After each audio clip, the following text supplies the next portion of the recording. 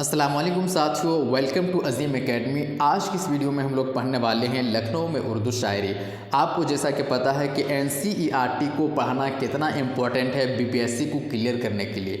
اس سے پہلے جو کوشچنز پوچھے گئے ہیں، سوالات آئے ہیں، بنے ہیں، وہ ٹوٹل NCERT بیسڈ ہے۔ NCERT ہی سے کوشچن بنایا گیا ہے، تو NCERT کو آپ line by line word to word پڑھ ڈالیے، انشاءاللہ آپ BPSC کو ضرور کلیئر کر لیں گے۔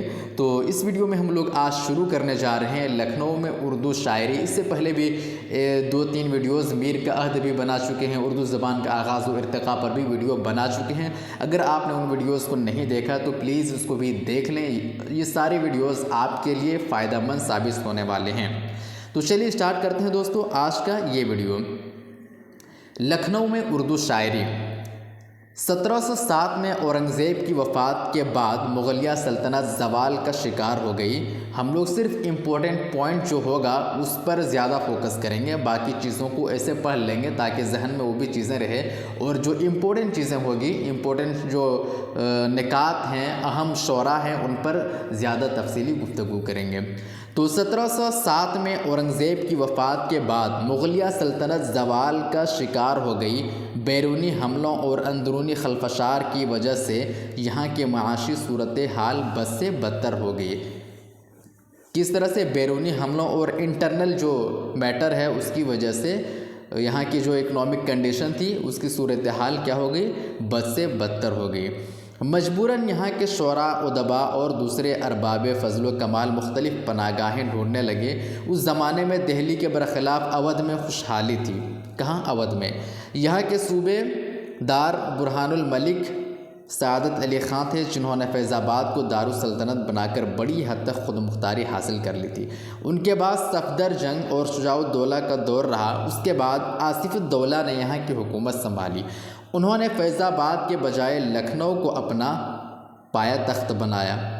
کس نے؟ آصف الدولہ نے یہاں کی حکومت سنبھالی، انہوں نے فیض آباد کے بجائے لکھنؤ کو اپنا پایہ تخت بنایا۔ ان کی سخاوت کا ہر طرف شہرا تھا، اس لیے دوسرے ارباب کمال کے ساتھ اردو کے شعراء بھی پہلے فیض آباد پھر لکھنؤ میں جمع ہو گئے۔ اس طرح لکھنؤ شعر و ادب کا ایک مرکز بن گیا، ایک سینٹر بن گیا۔ آصف الدولہ کے بعد غازی الدین حیدر، نصیر الدین حیدر اور آخر میں واجد علی شاہ کے عہد تک لکھنؤ کی مرکزی حیثیت برقرار رہی۔ آگے دیکھتے ہیں۔ فیض آباد اور پھر لکھنؤ میں شعر و سخن کے بساط جمانے والوں میں وہ شعراء پیش تھے جو دہلی اور اس کے اطراف سے ہجرت کر کے وہاں پہنچے تھے، جیسے سودا، میر تقی میر، میر حسن، جرأت، مصحفی، رنگین انشاء وغیرہ۔ اس کے بعد اگلی نسل ان شعراء کی تھی جو یہاں پلے بڑھے اور استادی کے درجے تک پہنچے۔ ان میں ناسخ اور آتش سر فہرست ہیں۔ ان کے بعد ناسخ کے شاگردوں میں وزیر، رشک، بہر وغیرہ اور آتش کے شاگردوں میں نسیم، صبا، رن شوق وغیرہ نے لکھنؤ کی شعری روایت کے فروغ میں اہم کردار ادا کیا۔ لکھنؤ کی شاعری کو فروغ دینے میں کردار کس نے ادا کیا؟ صبا، رن شوق وغیرہ نے اہم کردار ادا کیا۔ لکھنوی شعراء نے صنف مرثیہ کی طرف بھی توجہ کی اور اسے درجہ کمال تک پہنچا دیا۔ مرثیہ گو شعراء میں خلیق، ضمیر اور انیس و دبیر نے خاص طور پر شہرت حاصل کی۔ مرثیہ میں کس نے زیادہ شہرت حاصل کی؟ خلیق ہے، میر ہے، ضمیر اور انیس و دبیر نے بہت زیادہ مرثیے میں شہرت حاصل کی۔ بعد میں اوج، مونس، انس، عشق، وحید وغیرہ نے مرثیہ گوئی کی اس روایت کو جاری رکھا۔ ریختی کی بنیاد بھی لکھنؤ ہی میں پڑی۔ کس کی بنیاد؟ ریختی کی بنیاد بھی لکھنؤ میں پڑی۔ انشاء رنگین جان صاحب نے اس میں شہرت پائی۔ واسوقت میں بھی یہاں نئی راہیں نکالی گئی۔ امانت کا نام اس باب میں سر فہرست ہے۔ لکھنؤ میں شعر و ادب کے متعلق 3 ادوار میں تقسیم کیا گیا ہے۔ کتنے ادوار میں؟ 3 ادوار میں۔ کس چیز کو؟ لکھنؤ میں شعر و ادب کے متعلق 3 ادوار میں تقسیم کیا گیا ہے، جس کو ہم لوگ ابھی دیکھنے والے ہیں۔ اب دیکھتے ہیں پہلا دور۔ تقسیم کا پہلا دور کیا ہے؟ لکھنؤ کی جو شاعری ہے اس کو کتنے درجے میں تقسیم کیا گیا؟ 3 درجے میں تقسیم کیا گیا۔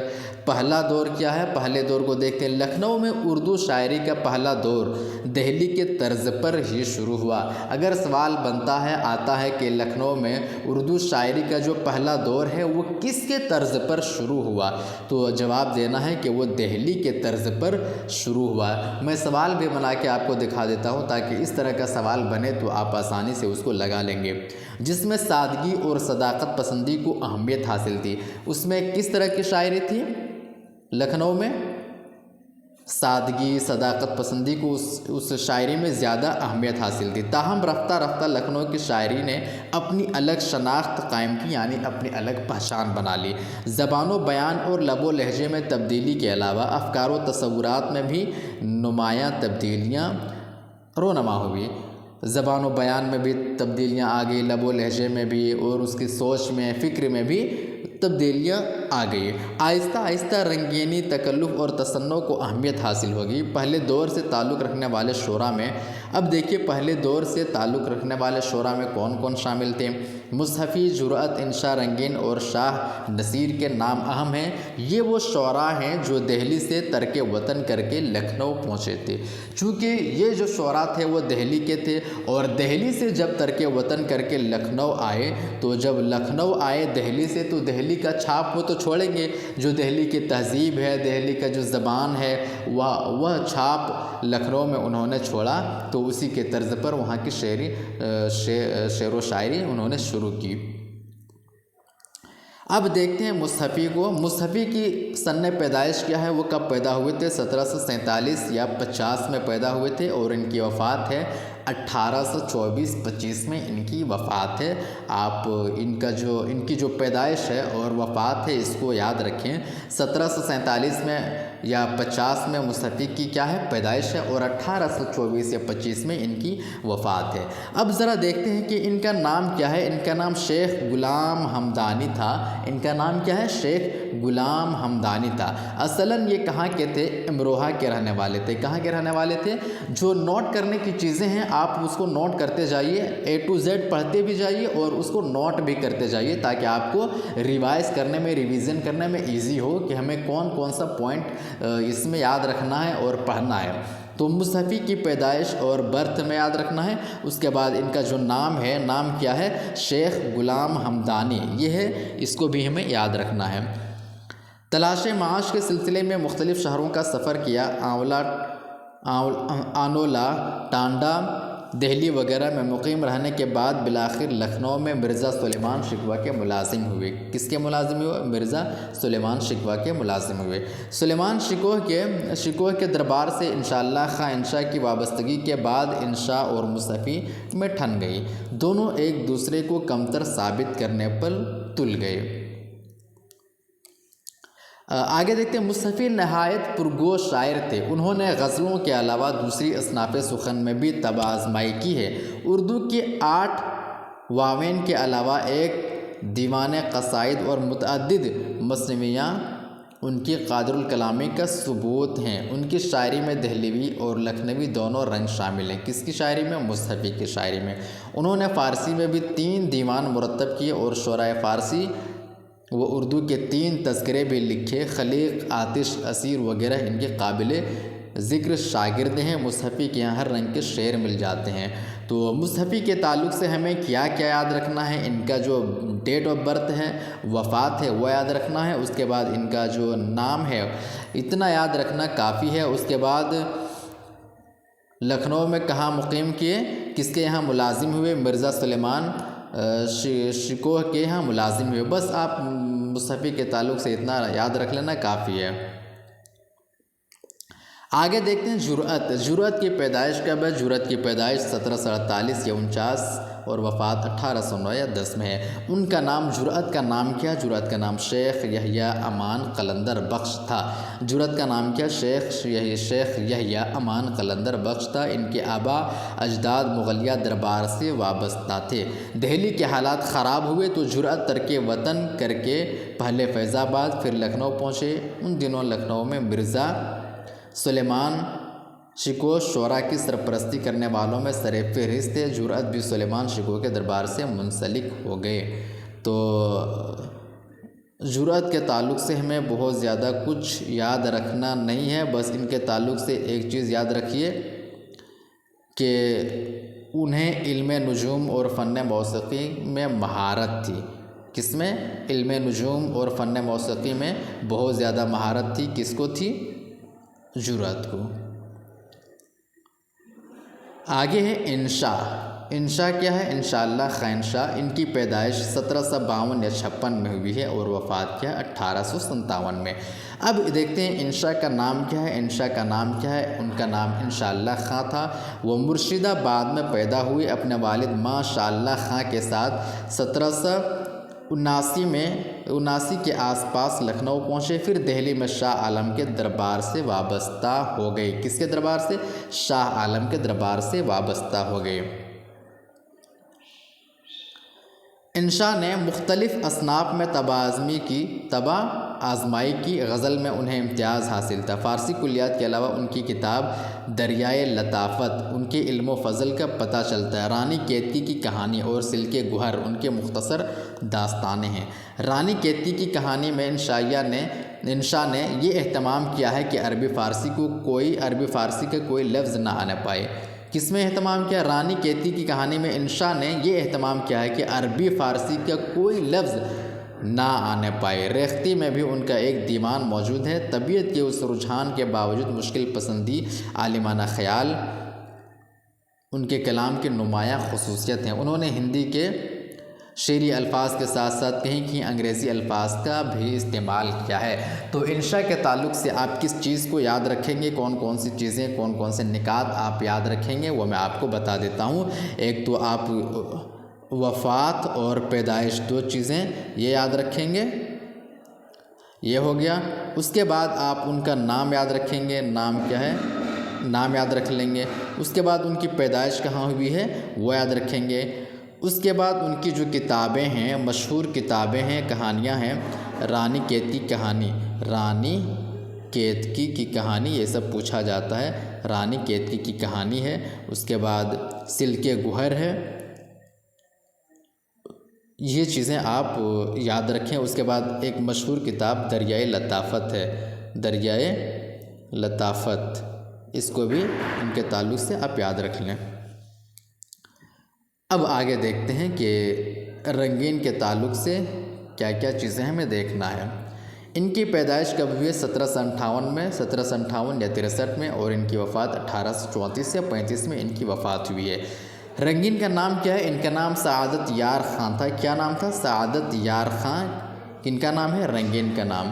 ان کی پیدائش کہاں ہوئی ہے؟ دہلی میں ان کی پیدائش ہوئی ہے۔ شاہ حاتم کے شاگرد تھے۔ کن کے شاگرد تھے؟ شاہ حاتم کے شاگرد تھے، مگر زیادہ تر وقت لکھنؤ اور دوسرے شہروں میں گزرا اور کئی زبانیں جانتے تھے۔ ان کے مزاج میں شوخی، جس کا اثر ان کی شاعری میں بھی دیکھنے کو ملتا ہے۔ رنگین عیش و عشرت کی زندگی کے دلدادہ تھے۔ مجالس رنگین ان کی مشہور کتاب ہے۔ رنگین کی کتاب کیا ہے؟ مجالس رنگین، یہ رنگین کی کتاب ہے، اور ان کا نام سعادت علی یار خان تھا۔ امتحان رنگین بھی ان کی معروف کتاب ہے۔ انہوں نے غزلیں بھی کہی ہیں اور دوسری شعری اصناف میں بھی طبع آزمائی کی ہے۔ تو رنگین کے تعلق سے ہمیں دو تین چیزیں یاد رکھنی ہے۔ ان کا نام، رنگین کا نام کیا ہے؟ سعادت یار خان ان کا نام تھا۔ اس کے بعد ان کی کتاب مجالس رنگین ہے اور امتحان رنگین، تین چیزیں آپ کو یاد رکھنا ہے۔ نام سعادت یار خان، مجالس رنگین، امتحان رنگین، انہی چیزوں کو پوچھا جا سکتا ہے، اگر پوچھا جائے تو، باقی چیزیں نہیں پوچھی جائے گی۔ اب دیکھتے ہیں شاہ نصیر، یہ بہت ہی زیادہ مشہور نہیں ہے اور ان کے بارے میں عام طور سے کوئی کوشچن کبھی بھی پوچھا نہیں جاتا ہے، تو ان کو ہم لوگ چھوڑ دینے والے ہیں، نہیں دیکھیں گے۔ اب دیکھتے ہیں دوسرا دور اردو شاعری کا لکھنؤ میں جو دوسرا دور ہے، پہلے دور کو ہم لوگوں نے دیکھا، اب دیکھتے ہیں دوسرا دور۔ دوسرا دور کیا ہے؟ لکھنؤ کے جو پہلا دور ہے، اس دور میں پہلے دور میں کون کون سے شعراء تھے اس کو آپ لوگوں نے دیکھا، اس کو آپ نوٹ بھی کر لیں، پوچھا بھی جا سکتا ہے۔ لکھنؤ کے جو پہلے دور کے شعراء ہیں مندرجہ ذیل میں سے کون ہیں، نام پوچھا جا سکتا ہے، اور دوسرے دور کے شعراء کون ہیں ان کو بھی پوچھا جا سکتا ہے۔ تو اب دوسرے دور کے جو شعراء ہیں ان کے بارے میں ہم لوگ دیکھتے ہیں۔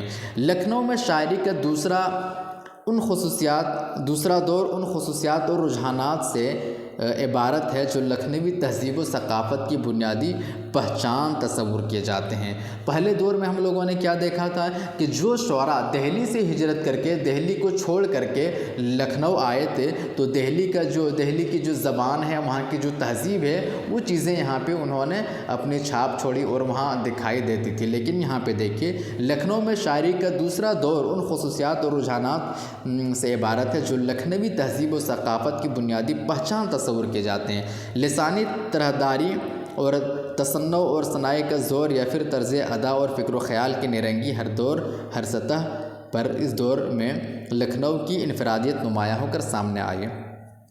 اس دور کے نمائندہ شعراء میں سے کون کون ہیں؟ آتش، ناسخ، شوق اور نسیم وغیرہ کے نام خاص اہمیت کے حامل ہیں۔ اس دور کے شعراء میں غزل کے علاوہ مثنوی کو خصوصی طور پر یہاں پہ فروغ حاصل ہوا۔ تو دوسرے دور کے جو شعراء ہیں آپ اس کو ضرور یاد رکھیں کون کون ہیں۔ ایک آتش ہے، پھر ناسخ ہے، اور شوق ہے، اور نسیم ہے۔ دوستو اس طرح سے پڑھنے سے آپ کو کیا ہوگا کہ اچھے طرح سے یاد ہوگا، اور NCERT میں جو چیزیں ہیں ساری چیزیں اتھینٹک ہیں اور اس سے کوشچن بنتے ہیں، تو یہ پڑھنا بہت ضروری ہے۔ اس لیے آپ ویڈیو کو اینڈ تک ضرور دیکھنا اور دھیان سے NCERT کو پڑھ لینا، تاکہ جو بھی کوشچن بنے انشاءاللہ آپ اس کا جواب بالکل آپ دے پائیں گے۔ اب دیکھتے ہیں آتش کی پیدائش کب ہے؟ 1768 میں ان کی پیدائش ہے، اور وفات کب ہے؟ 1847 میں۔ آتش کا نام کیا ہے؟ ان کا نام خواجہ حیدر علی آتش ہے۔ نام کیا آتش کا؟ خواجہ حیدر علی آتش۔ اور والد کا نام کیا ہے؟ خواجہ علی بخش۔ والد کا نام خواجہ علی بخش ہے، اور کیا کہتے ہیں آتش کا نام خواجہ حیدر علی ہے۔ دہلی چھوڑ کر فیض آباد میں بس گئے تھے۔ آتش کی پیدائش کہاں ہوئی ہے؟ فیض آباد ہی میں ان کی پیدائش ہوئی ہے۔ تو آتش کے تعلق سے ہمیں کیا کیا یاد رکھنا ہے؟ آتش کے تعلق سے ہمیں بہت زیادہ کچھ یاد نہیں رکھنا ہے۔ ان کا نام کیا ہے؟ والد صاحب کا نام کیا ہے؟ اور ان کی پیدائش کہاں پہ ہوئی تھی؟ فیض آباد میں ان کی پیدائش ہوئی تھی۔ اور انہوں نے کن کی شاگردی اختیار کی تھی؟ لکھنؤ میں مصحفی کی شاگردی انہوں نے اختیار کی تھی۔ بس آپ ان 3 چیزوں کو یاد رکھ لیجئے۔ ان کی پیدائش وفات ہے، اگر یہ یاد نہیں رکھ سکتے ہیں تو یہ عام طور سے پوچھا نہیں جاتا ہے۔ ان کا نام یاد رکھ لیجئے، والد صاحب کا نام یاد رکھ لیجئے، ان کی پیدائش کہاں ہوئی ہے؟ فیض آباد میں۔ اس کے بعد کس کی شاگردی انہوں نے اختیار کی تھی؟ مصحفی کی۔ آپ ایسا کیجئے کہ نوٹ ہر چیز کا بنا لیجئے، نوٹ میں آپ لکھ لیجئے نوٹ بک میں، تاکہ آپ کو ریویژن کرنے میں آسانی ہو۔ آگے دیکھتے ہیں ہم لوگ ناسخ کو۔ ناسخ ان کی پیدائش کب ہوئی تھی؟ 1772-76 میں، اور ان کی وفات ہے 1838 میں ان کی وفات ہے۔ تو کیا کہتے ہیں ناسخ؟ ان کا نام کیا ہے؟ شیخ امام بخش۔ کس کا نام ہے؟ ناسخ کا نام شیخ امام بخش ہے۔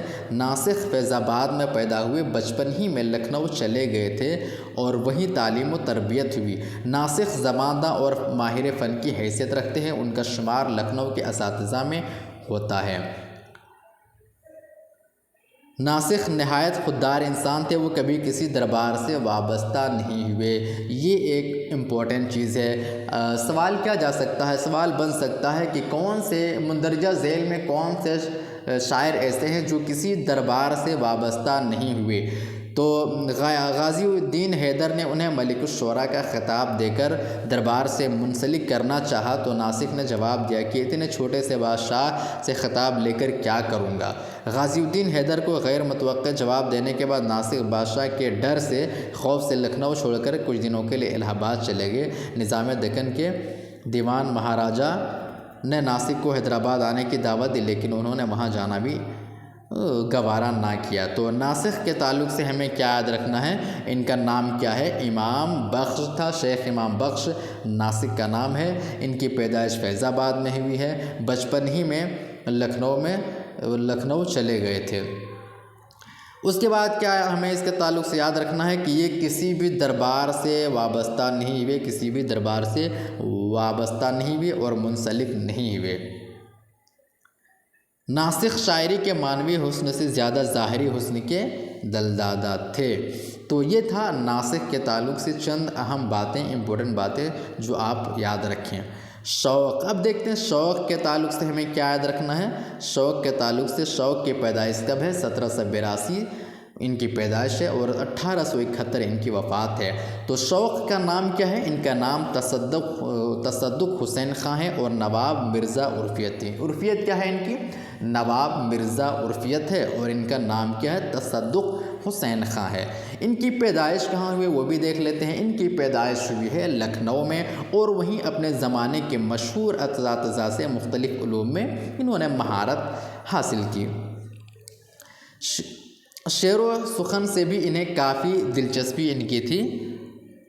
تو آتش کے تعلق سے آپ یاد رکھیں گے ان کی جو مثنویاں ہیں فریب عشق، بہار عشق اور زہر عشق کافی مشہور ہے۔ تو شوق کے تعلق سے آپ 3-4 چیزیں یاد رکھیں۔ ایک تو ان کا نام تصدق حسین خاں ہے اور ان کی عرفیت کیا ہے؟ نواب مرزا عرفیت۔ ان کی پیدائش لکھنؤ میں ہے۔ اتنی چیزیں یاد رکھیں اور یہ بھی یاد رکھیں کہ ان کی مثنویاں کون کون سی ہیں؟ فریب عشق، بہار عشق، زہر عشق۔ تو سب میں عشق عشق ہے اور ایک اس کی مثنوی ہے، شوق کی مثنوی ہے۔ تو یہ چیزیں آپ یاد رکھ لیں۔ آگے دیکھتے ہیں۔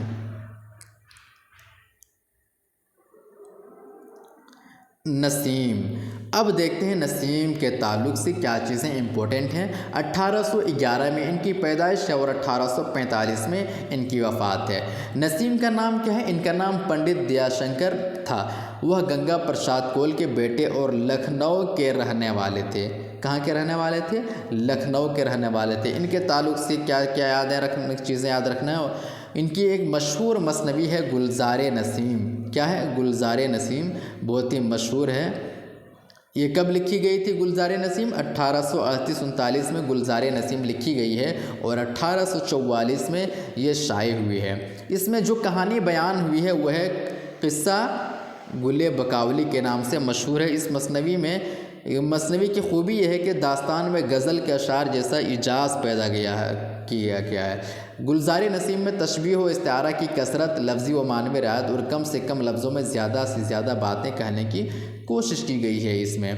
تو نسیم کے تعلق سے ہمیں کیا یاد رکھنا ہے؟ ان کا نام ہے پنڈت دیا شنکر نسیم۔ اس کے بعد ان کا ایک مشہور مثنوی ہے گلزار نسیم، یہ بھی یاد رکھنا ہے۔ گلزار نسیم ان کی مشہور مثنوی ہے۔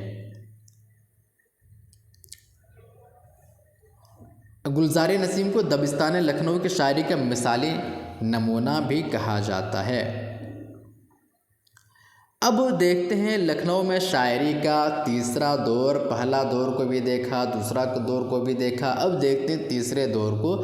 آپ ہر دور کے تعلق سے جو مشہور شعراء ہیں اور ان مشہور شعراء کی جو مشہور کتابیں ہیں ان کو نوٹ بک میں نوٹ ڈاؤن کر لیں۔ تیسرا دور میں کیا؟ اردو میں مرثیہ گوئی کی روایت۔ دبستان لکھنؤ کے تیسرے دور کی شاعری کا امتیازی وصف کیا ہے؟ مرثیہ نگاری ہے۔ مرثیہ نگاری ہے تیسرے دور کی خصوصیت۔ اس دور میں مرثیہ نگاری نے سب سے زیادہ ترقی کی۔ اگر سوال آتا ہے کہ کس دور میں مرثیہ نگاری نے یا مرثیہ نے سب سے زیادہ ترقی کی ہے، تو آپ جواب دیں گے کہ تیسرے دور میں مرثیہ کی ترقی زیادہ ہوئی ہے۔ ان میں میر انیس اور مرزا دبیر کے نام سب سے زیادہ اہم ہیں۔ کس میں؟ مرثیہ میں۔ اردو مرثیے کی شروعات کہاں سے ہوئی ہے؟ دکن سے ہوئی ہے۔ شمالی ہند میں مرزا محمد رفیع سودا اور میر تقی میر نے اس میں کامیاب تجربے کر کے اس صنف کو اور ترقی دی۔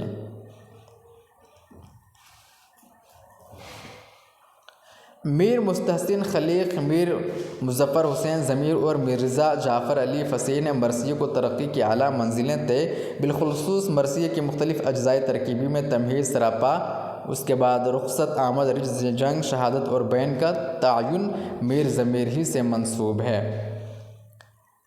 تو آگے دیکھتے ہیں میر انیس۔ میر انیس کیا ہے؟ ان کی پیدائش 1802 یا 3 میں اور ان کی وفات 1874 میں۔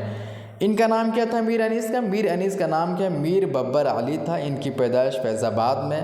वो मीर हसन के पोता थे और मीर अनीस के वालिद मोहतरम मीर मुस्तहसिन खलीक भी एक बाकमाल शायर थे। मीर अनीस ने अपनी शायरी किससे इब्तिदा की थी? शायरी की इब्तिदा किससे की थी? गज़ल गोई से इन्होंने शायरी की इब्तिदा की थी। तो मीर के ताल्लुक़ से हम लोगों ने देख लिया। अब देखते हैं मिर्ज़ा दबीर। मिर्ज़ा दुबैर क्या है? इनकी पैदाइश 1803 है और वफ़ात 1875। इनका नाम क्या है? मिर्ज़ा का नाम, इनका नाम मिर्ज़ा सलामत अली था। मिर्ज़ा सलामत अली इनका नाम है। दबीर इनके अजदाद ईरान से आए थे। ये दिल्ली में पैदा हुए। कहाँ पैदा हुए? दिल्ली में पैदा हुए और बचपन ही में शेर गोई का शौकीन थे ये। तो ये था दोस्तों लखनऊ में उर्दू शायरी और उनके जो 3 अदवार हैं, पहला दौर, दूसरा दौर, तीसरा दौर, तीनों को हम लोगों ने देख लिया। और मैं उम्मीद करता हूँ कि ये वीडियो आपको समझ आया होगा, अच्छा लगा होगा। दोस्तों अगर ये वीडियो आपको अच्छा लगा होगा तो प्लीज़ वीडियो को लाइक करके चैनल को भी सब्सक्राइब कर देना, ताकि जो उर्दू के चैनल्स हैं उनको भी प्रमोट मिले, आप उनका भी साथ दें। तो इसके लिए बहुत बहुत शुक्रिया।